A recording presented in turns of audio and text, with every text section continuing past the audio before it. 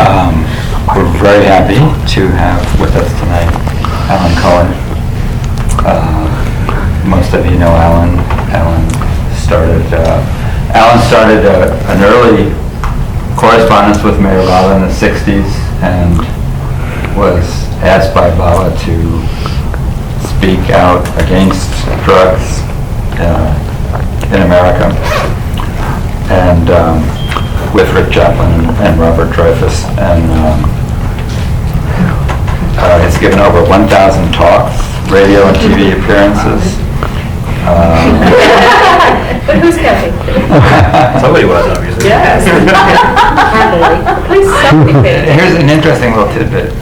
He's been collaborating with Bob Lovers, who produced several episodes of The Sopranos, and are planning future series, sprinkling in spiritual themes. Who knew that was such a spiritual show?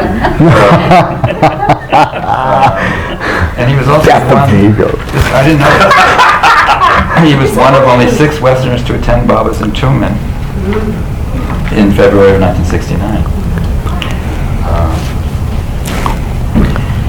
And there's a lot of other details here, but without further ado, I'm going to welcome Allan Cohen and look forward to hearing what he has to share with us.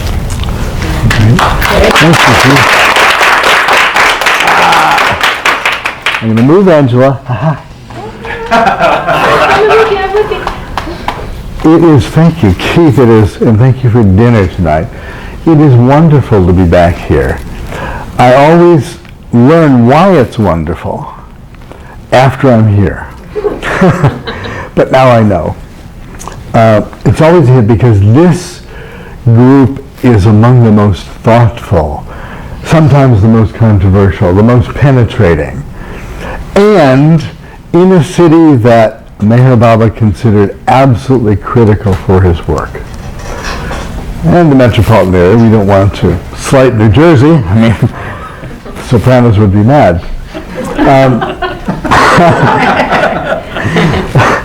And especially because, in a certain sense, I get to feel not only Baba's pulse here, but the pulse of the experiences of the mature Baba people. Now, for the purpose,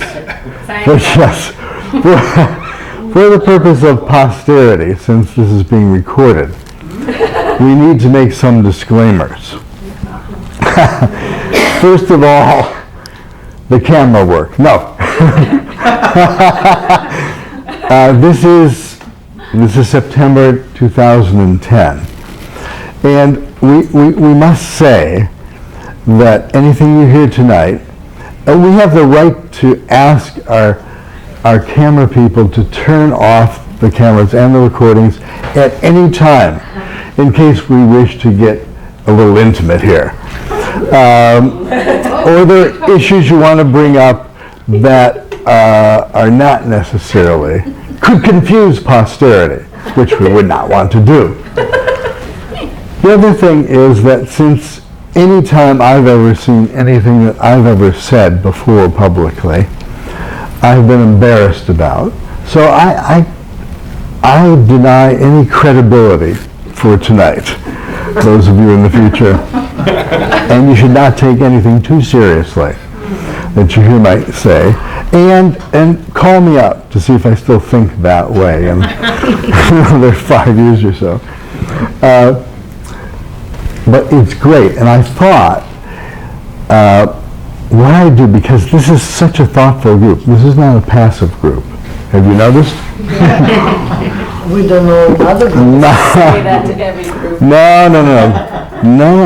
And there's a lot of individualism. There's a lot of dedicated work that you've done, knowingly or unknowingly, for the very highest. Now, most are unknowing. What kind of First, work? I have to ask, is there anybody here that's new to Meher Baba? And, all right, no smart, really smart. Okay, so I don't have to do Meher Baba 101, right? No. Okay, good. Although I'd like to try it out on you later as a curricular to see if the curriculum could work. The other thing is, it does occur to me in this disclaimer that I may well fit this great saying. It may be that your sole purpose in life is simply to serve as a warning to others. Like that. So what you see is what you get. And, you know, all of us have, not all of us, but many of us have histories that are shady in some ways or others. And that's really almost necessary on the spiritual path. Notion when you may be an example, but as a kid you did goof around a lot. Still do. And yet, somehow, among tens of millions, billions of people who are associated in some way with spirituality, a very, very few souls are consciously now connected with the avatar, with the Messiah, with the Christ. And if you looked at our collective credentials, we don't deserve it. Right? I mean, there are saintly people around. It's tough to explain, you know. But there are a lot of factors when you look at it that explain why Meher Baba's following, if you will, is a little narrow, a little slight. You would think that when the Christ came again, it would generate some attention. Well, it does to us, and to thousands, maybe tens of thousands if you edge the boundary a little bit, but not yet the impact on history. Now, if it is that those of us and most of the Bible lovers I talk to don't think they're quite worthy of sainthood quite yet, asking that question sets up a lot of other questions. I thought, particularly with this group, and particularly the people here, I might introduce a slightly different theme.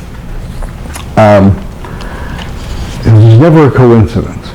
And that is, let's look at Meher Baba's work in two different ways. One is the traditional way. And that is, what is Meher Baba's work on us? But the other one that has not received a lot of attention, partially I think because of a fear of arrogance or something, what is our work for him? Yeah, you have to admit it. You're one of a few. How can this happen? And what's the responsibility? Is it that you're just veiled on the sixth plane and need a little push? Could be. We're not going to find out this lifetime, probably. That's what Meher Baba says. And many of the discussions that are happening in the Baba world, the discussions of interpretation. What did Baba really mean by, did he break his silence or not? Has the manifestation started? If it hasn't, will I be the first to get an email? You know, what books are you supposed to read and have special powers to them? To me, all of these things are actually very amusing, but I get a little nervous. And I figured when you see that Meher Baba in this incarnation told everything, almost everything, about how it is, what it takes, what God is about, what the universe is about, and he wrote it in English. How could anyone screw it up in the future? How is it possible this time? Huh? For a long time I thought, not a chance. Now I'm wondering that the power of the ego can make a little, you know, the desire of the ego to be special and to be in on it is very, very strong. When I see a lock of Baba's hair being advertised on eBay for $5,000, It got me a little nervous. You see people see that? Yeah. Get you a little nervous. I was telling a group at dinner that I would insist on a certificate of authenticity.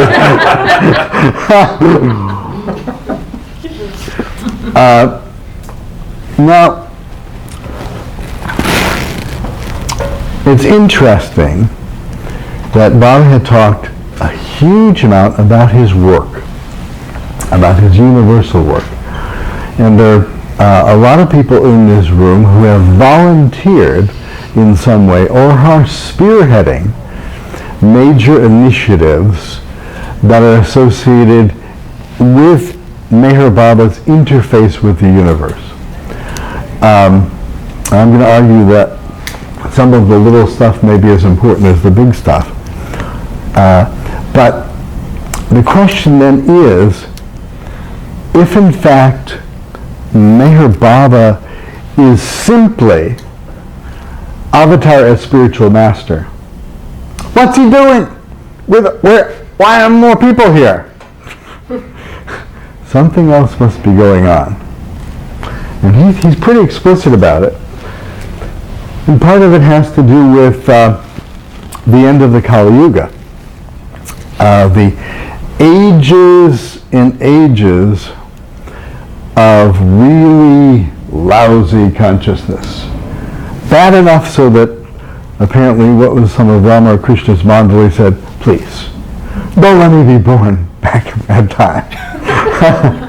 And if you look in the universal message, you'll find a very good description of the bad times that civilization can arrange.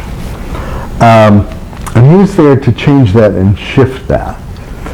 And it's been rather remarkable in the last perhaps 50 years, 60 years, 70 years, of how that change is taking place. People are now much more explicit about their spiritual interest in general. Not necessarily religious, but spiritual. It's kind of in. The word karma is English now. Nobody's here saying karma. It's all over the place. Guru is a word. Can you imagine that? 50, 60 years ago. And they get it. They get what bad karma is. And they get what a guru is. In different ways. I knew things had changed when, on my way from the bus, some of these hot dog stands, there was a guy, he looked American, but he was dressed kind of in Buddhist robes, and he went up to the hot dog vendor with a big smile. And he said, make me one with everything. Big grin, big spiritual grin. And so he waited, he got his hot dog, and he'd given him a $20 bill, and he said to the vendor, well, where's my change? The vendor looked back at him and said, change must come from within. That didn't really happen, but it's a good story. But the fact that people would come up with that joke even, it was very, very interesting. I don't know, Baba loved humor, and there's a lot of instruction in that humor. He sneaks things in a very interesting way. One of them, there's a series called Zen Judaism. You seen that? It's very esoteric. Some parts of the country I could not give these truths. One of the things is this, very Zen. Be here now. Be someplace else later. Is that so complicated? The Torah says, love thy neighbor as thyself. The Buddha says, there is no self. So maybe you're off the hook. If there's no self, whose arthritis is this? And wherever you go, there you are. Your luggage is another story. It's something that all Bible lovers will resonate to. Accept misfortune as a blessing. Do not wish for perfect health or a life without problems. What would you talk about?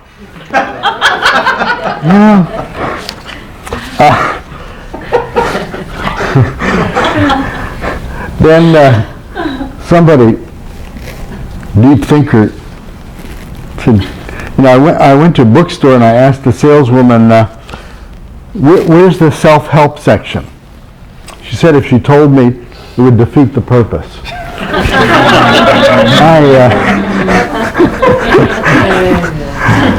There is a growing understanding, even in the literature, of Western humor as to the change in consciousness that's going on.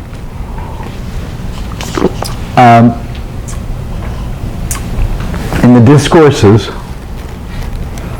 Baba talked about his devotees being a relay station to generate, if you will, spiritual energy that Meher Baba could use in his other work. Very interesting.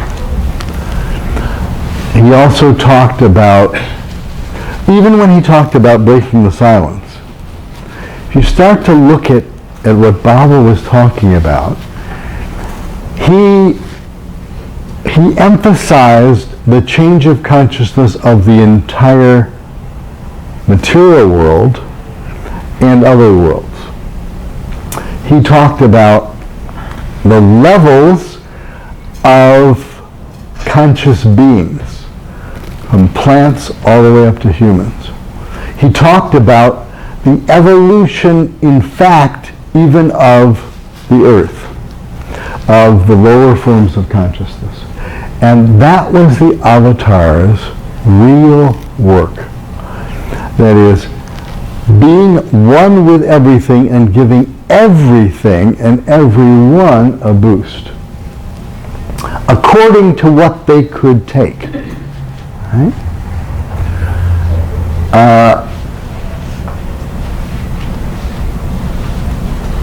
That's why he wasn't jealous.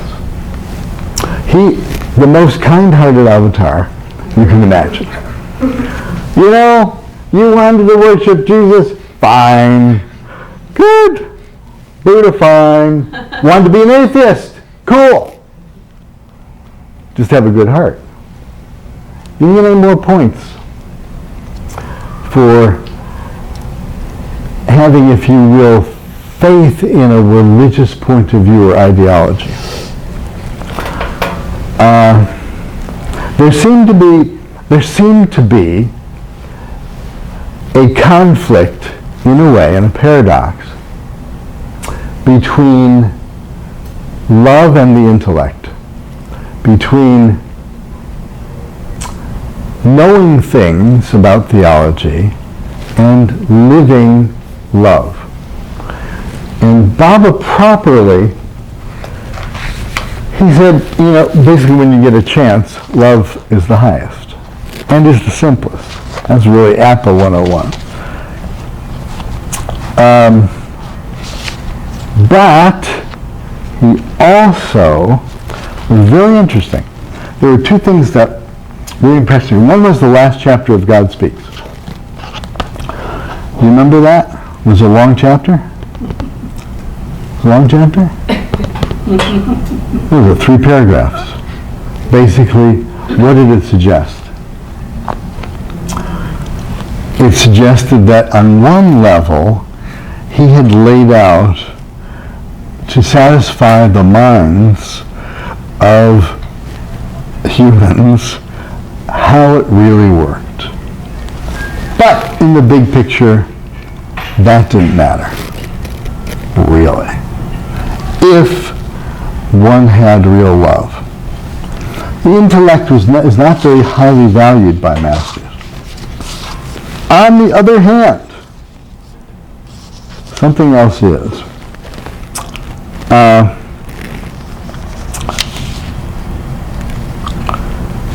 Baba wrote a letter to Delia de Leon in 1939.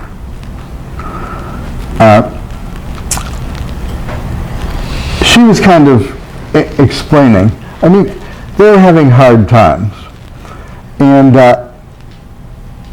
spoke intimately with Baba.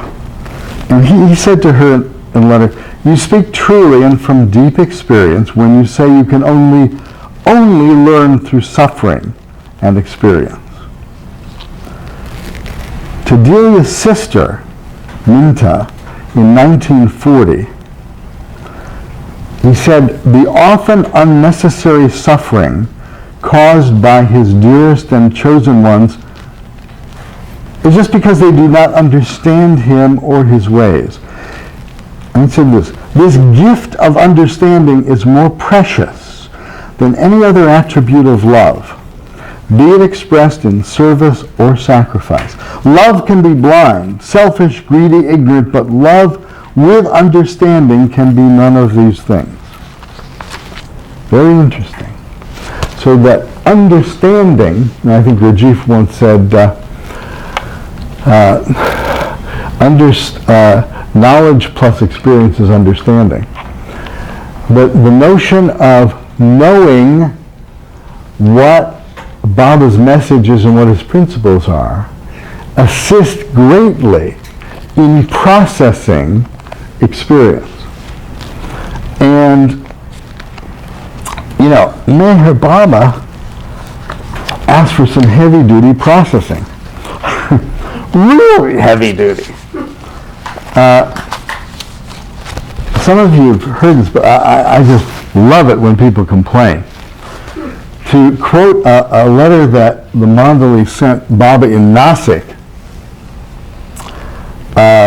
early in the period when he had his disciples together. They were in a residential setting. So on April 2nd, Baba was 36 years old. Some of the Mandali actually got together, complained, wrote him, quotes, "Staying with you is nothing but harassment. Life is so full of hardships now, there is no other thought in our minds and hearts except death. We look happy to others. We eat and drink with everyone who comes, but who sees the dagger piercing our hearts?" Heavy-duty note. So Baba answers it. What does he say? He says, "It is my grace. This is my real mercy which descends on a very, very select few. These are my friends. They are my lovers to whom I give the gift of sorrow and distress. This is a gift much greater than gold, of incalculable value, and not given to all. This gift is only for my beloved children. We masters can grant a world of gold or happiness and prosperity to others by our blessings, but this rare and great gift of privations, troubles, and suffering is destined for only a few."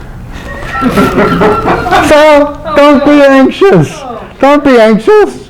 Remember that I love most those whose hearts I pierce, and who, though their hearts are wounded, stay with me and stick to me through thick and thin.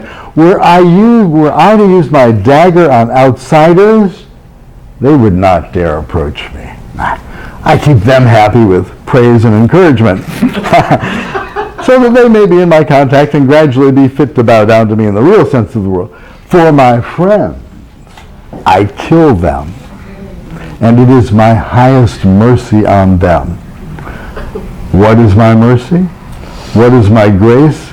It is your trouble and harassment. Very interesting. Well,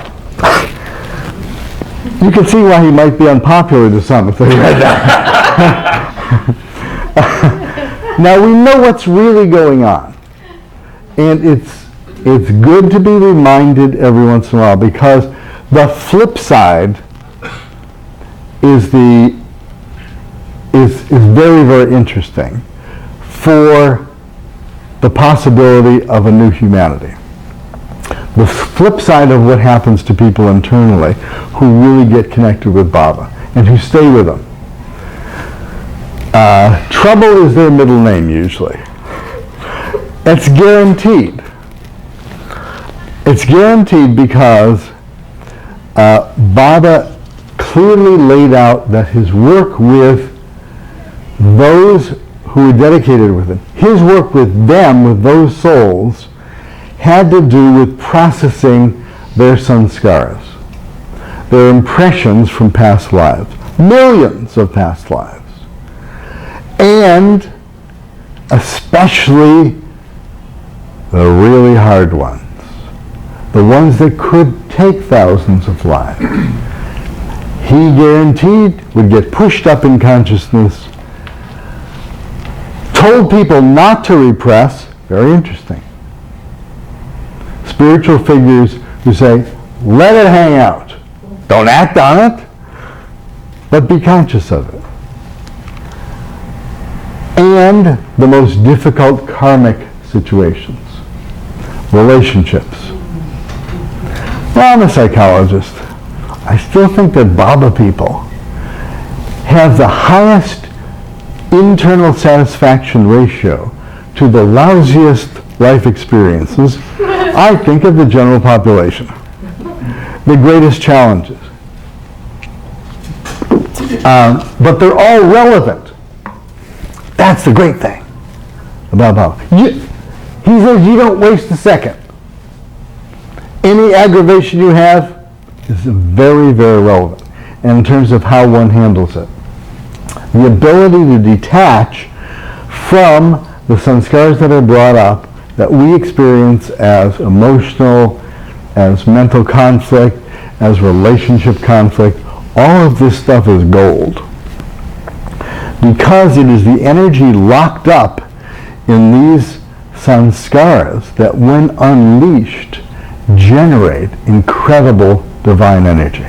What means unleashed? Unleashed, like Moki the dog has a leash. Yes. He sees another dog, I take him off the leash, he goes, you know. That Mayor Baba, as you know, used to stir up opposition, if there was any, didn't he? There's great energy in opposition. There's great energy latent in negativity, which if released is very, very powerful, very, very transformative. In a way, if we look at the way Baba says he's dealing with the world, it's very much like he deals with the individuals. And that is getting the stuff out, having consciousness react, and consciousness transform. We're kind of seeing that now. Baba folks is very, very, very challenging. He basically is asking his lovers to kill themselves happily, isn't it? And yet, and here's the trick, here's why this group is so special, and yet to be functional. It was easy. Well, it wasn't easy in the East, but it was cool to be killing yourself and dysfunctional. You're in a cave, and privations, and well, in a certain sense, the ego at least felt it was making some progress. Madonna suggested it wasn't that much progress, because the ego, or the false sense of self, that part of us that is trapped in a drama, in a dream, in illusion, that part is very, very sneaky. And much of the discourses, for example, have to do with getting how it's possible to get trapped and how it's possible to get untrapped. And to make the connections that make it possible for the real self to come out. Baba was able to be very, very casual about human tragedy. Some from ordinary traditions would say, he just tossed off World War II, like a bad sore, that had to be processed. The agnostic, who has a real problem with, if God is love, how can there be so much suffering? Well, Bob was pretty clear about that. And that is, not only is it necessary, but it's illusory. His analogy of the dream state, of what happens to our characters in dreams, is very, very elegant. Because when we dream in ordinary consciousness, our characters can feel very deeply, tragically. You can even get knocked off. Right? We can have some pretty nasty experiences. And insofar as consciousness in the dream is concerned, it appears real. And it would be very, very difficult for our average dream, like suppose we went to Hawaii in an average dream. We're lounging on the beach in our dream. Somebody comes up and says, "You're dreaming." You say, "Yeah, I am. This is dreamy. Boy, this is great." No. You don't understand. You're really God. Huh? The real you has created this entire dream. All of Hawaii, the beach, all of the people you see, all the trees, all the animals, you created. He said, "Sure. Sure I have." Is that not? Totally unreasonable. And you as a character in the dream wouldn't believe it for a second. Well, Mary Bala comes and says, this is just one more higher level of a dream. Interesting. So he can love at the level of knowing that everything and everyone is one with him. And when he's not being complimentary, just saying, "Yes, you are really God." You really are, in a way, But it's literal for him. Literal. So, he can say stuff like this to the Mandali, like, "Your suffering is terrific. This is going to liberate your consciousness." You remember he said, "Short, quick nightmare is better than a long, happy dream." Oh yeah. All right. Now let's get back to the flip side of the equation. And it's something we don't ordinarily look at too much, but it's embedded in much of what Bob has written, and even more what he's said to people. And that is that because he's entered the dream and he created it, he will obey the rules that he's created. My wife occasionally asks me, "Why couldn't Baba make me God realize tomorrow? And if he could, why doesn't he?" And that's really, everybody could kind of say that. Is he just withholding because he's, mean? But it's the transformation of the entire dream that he's interested in. This is a huge break from Eastern mysticism of the past and spiritual mysticism, which almost from everything we have read and talked about in theological circumstances might be called ascendant spirituality. That is, the texts and the practices of almost all of the mystical religions of the past, or authentic spiritual practices, or even relationships with masters, had to do with the lower consciousness ascending to a higher sphere.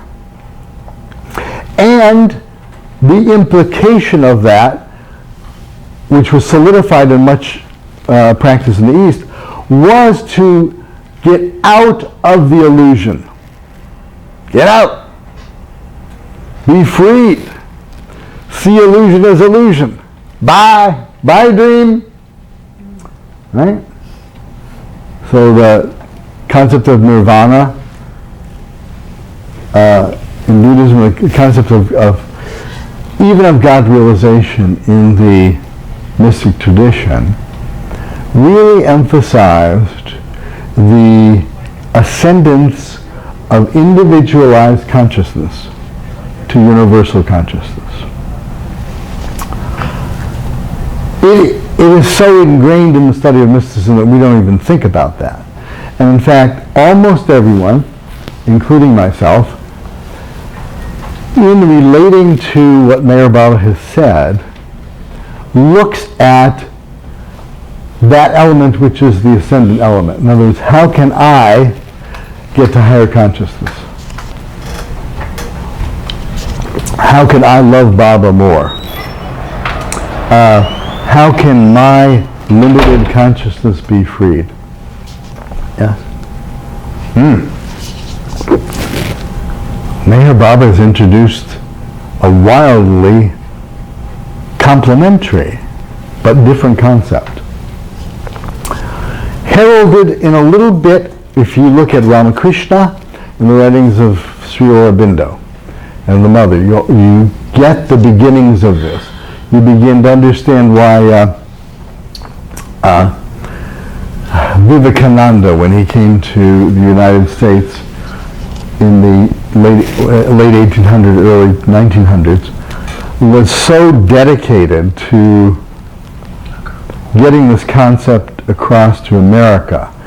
It begins to explain why Meher Baba was so interested in the future of spirituality being tied up with America. And it had to do with the notion now of descendant spirituality, which is particularly unique to the avatar. What's descendant spirituality? It's more the emphasis of bringing down divinity to spiritualize the dream. Right? Doesn't make illusion real. But if you look at Meher Baba's evolutionary perspective, God is not done until all parts of illusion get God realized. That's a long time, but and if in fact has a lot to do with his suffering, as you some of you have read, perfect masters generally don't really suffer. They kind of act like they suffer, but they don't really, because they don't buy into the illusion on that level. Meher Baba talked about a great difference with the avatar, who actually does take a human body and feels a human body and experiences all parts of the universe. In other words, gets involved with a dream. And so when he's talking about giving a boost to humanity, to the world, and when you look at that concept of his manifestation in a different way, if you look at the advice he gave to his lovers in different ways, should I leave my family and come to India? I would really like to do that. Say, well, do you take me as God? Yes, Baba, I take you as God. Where is God? Well, Baba, God is everywhere. Baba says, not in Detroit. The interest Meher Baba took in the careers, the children, the geography, the actual types of work that his lovers did. Meherji Karkare ran a filter manufacturing company, right? Well, it's tough to relate that to higher spirituality, except in fun ways. But Bob was interested in that. Remember the instance of him, Baba, involving his lovers in a ghee manufacture and distributing company, ghee being clarified butter, highly prized and usually adulterated. They lost money doing that. He still wanted them to do that. Another example I saw more closely. There was a Baba lover in San Francisco named Fred Frey. And Fred and his wife got interested in, as the culture turned away from breastfeeding, to the issue of infant formulas. And they really wanted to improve the nutrition and the freshness of infant formula. So they set up a business to do that. And they did it very, very well. It was a wonderful product. And of course, they priced themselves out of the market. So they had to lower the prices, and they started losing money. And this time, Baba was in the body. And they wrote to Baba and said, Baba, it's going well on one level. It's not going too well on the business level. Baba writes back, go, that's fine. Go ahead. A year later, they're deeper in the hole. Baba, we're really actually starting to hurt economically now. This is really, I mean, we've tried everything, and there's just no way we can get this high quality and be able to make it. Baba writes back, oh, keep going for a while, please. Keep it going. And then 6 months later, 8 months later, they're back, Baba, this is out of control. We are actually almost broke now. This is, it just can't work. We're going to close it down. We just wanted to let you know. Well, Baba writes back, no, you're not going to close it down. Keep it going. He says, because I am working through that formula with those children that are drinking it. So, instant after instance, if you look beyond what Meher Baba may have told some of his lovers to do, there are two deeper connections. One is that they operate as, if you will, those relay stations in divinizing other parts of the post-Kali Yuga dream. And that's one of the functions. I know it's a tough responsibility to put on this group, but that's one of the functions of that relationship with the avatar. That is one of the reasons why there are so few. Because A, you have to have had a history with the avatar to put up with this kind of challenge. That's number one.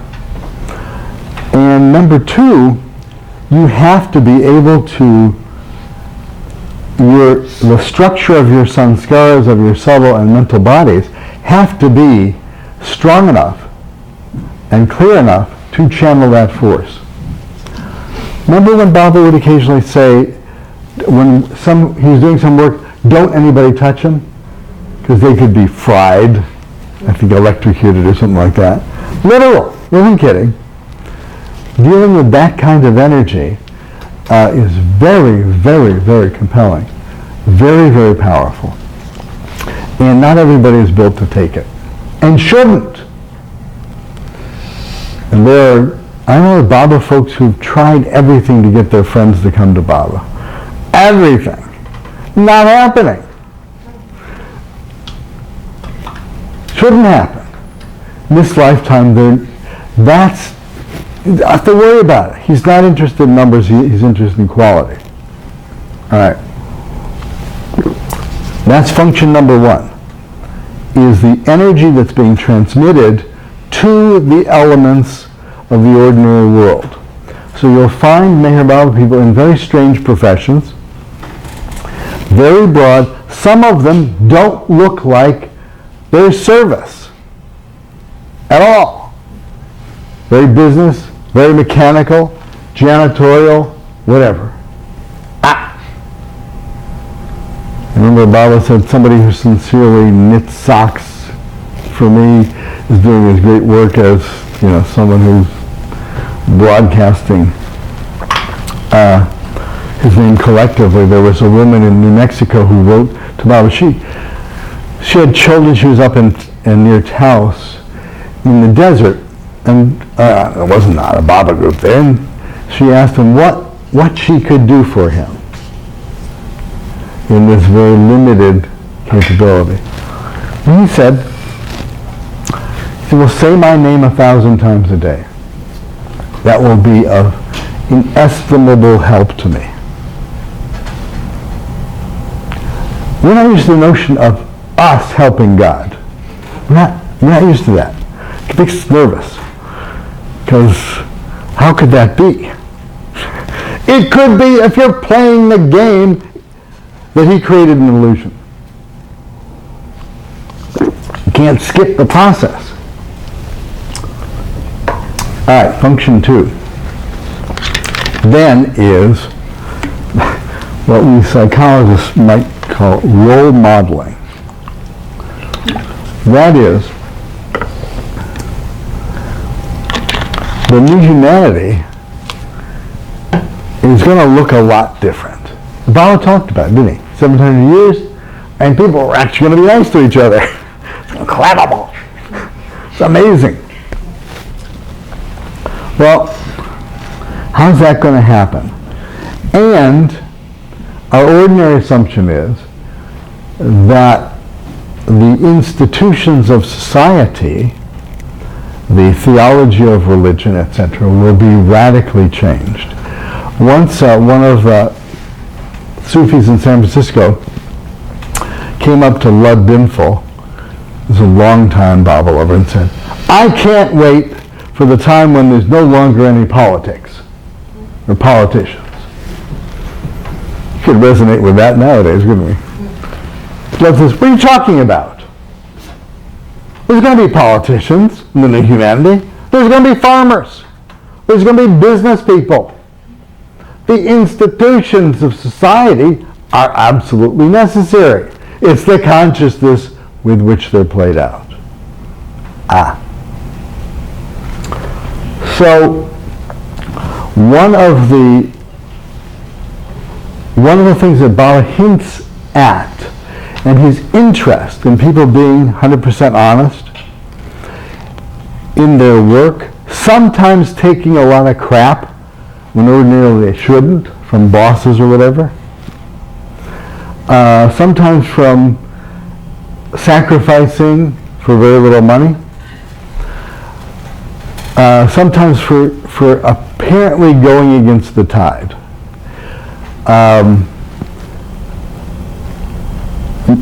Trying to make things happen which are very, very difficult to happen. These tend to be the kinds of templates of consciousness that are going to be necessary for the new humanity. In other words, somebody's got to do it on some level at this time in full understanding of what they're doing and how the activity can be changed, how the relationships can be transformed, how ordinary work can be done in a different way, how groups can get together in a different way, how conflict can be resolved, how individuals can process their anxiety, depression, and rage without shooting somebody, These things, there have to be models for these things. And if we rewind the tape and look at Miraba's correspondence with a wide variety of lovers, you begin to get the picture. What's the ashram about? Why did he need an ashram? They didn't make a lot of money. What? God needed, he needed peer acceptance? No. No.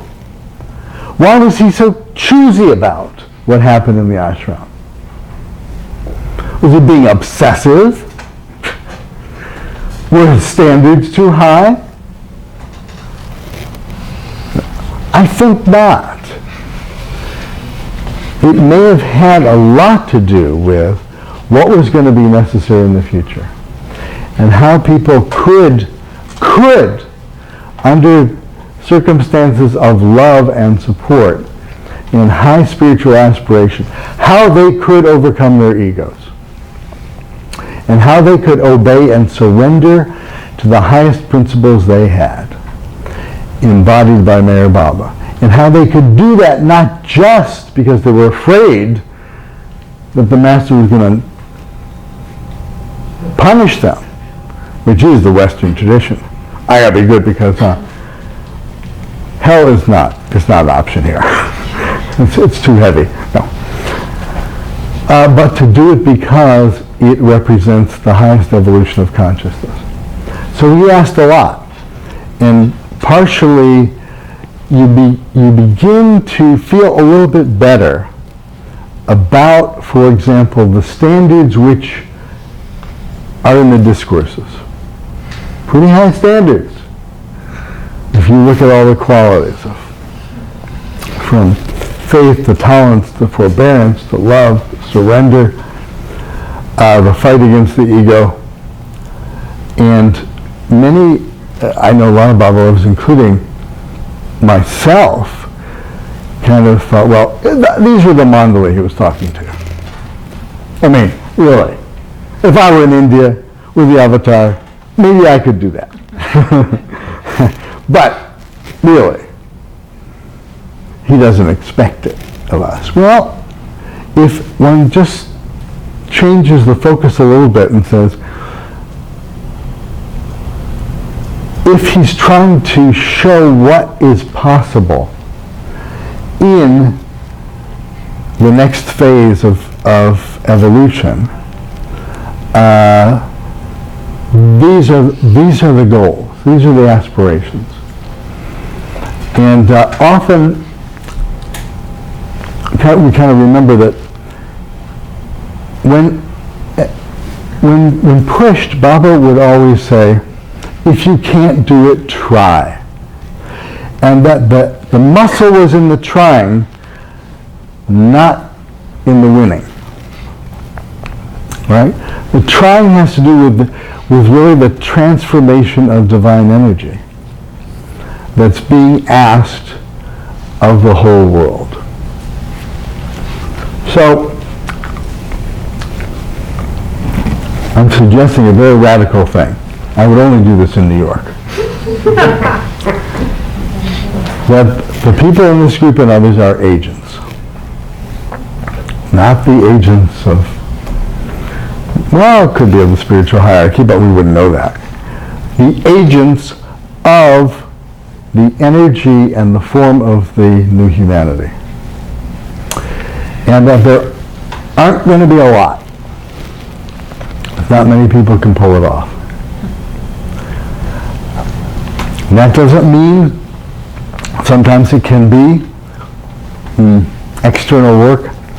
Sometimes, as Baba said, just a smile to somebody walking down the street can be as powerful a spiritual intervention as you could imagine.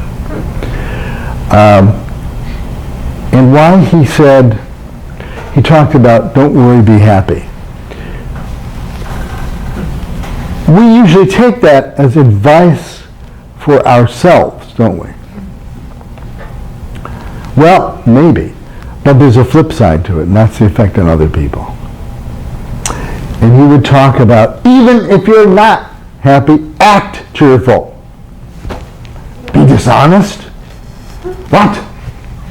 But what if I'm really feeling crappy? He said, yeah, pretend. It's a play anyway. And there was a small part of the discourses where he talked about a provisional ego. You take that piece and put it together with what he said about film when he was talking about the Hollywood people. He's saying, look, you don't have to get too uptight. I'm using vernacular here. These are not exact quotes, but I'm sure in Hindi it could be taken.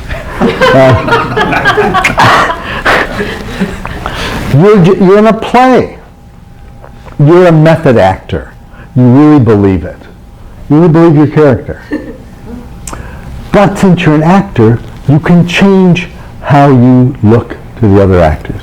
You can change how you are. You can behave in a way that's actually inconsistent with the way you actually feel. You're an actor on Broadway, you've got the flu, the show goes on. Right? Now, it's clear the Bible said, this is invaluable. I mean, it is so important, this process is much more important than any other blessing you could get. And you see in Baba's correspondence how thankful he was to his lovers. Again, a concept that's a little hard to take. You did what I told you to. Fantastic! Go!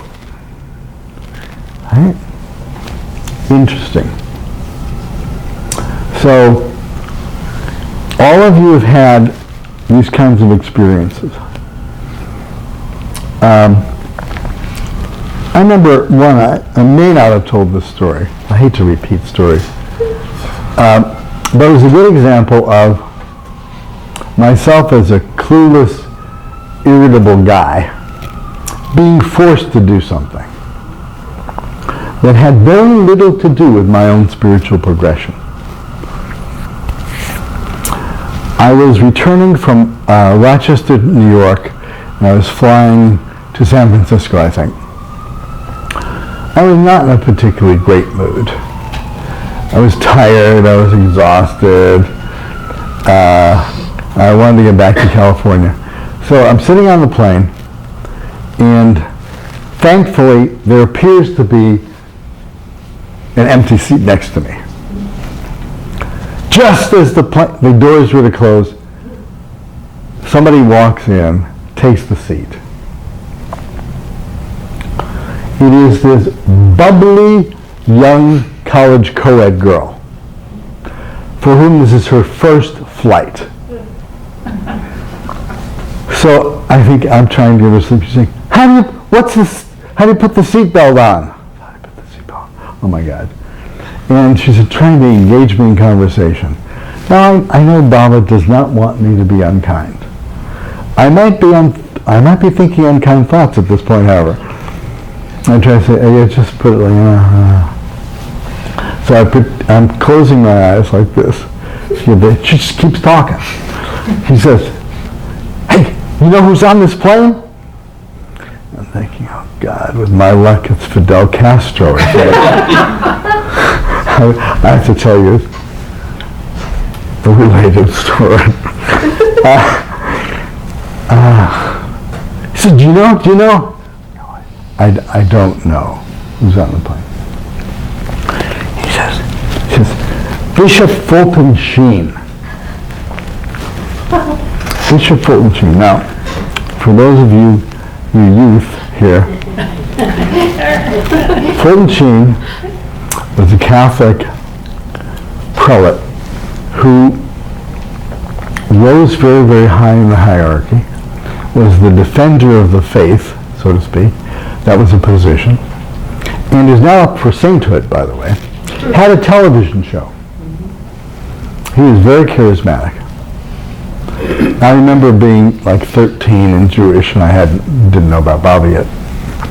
And I was fascinated by this guy.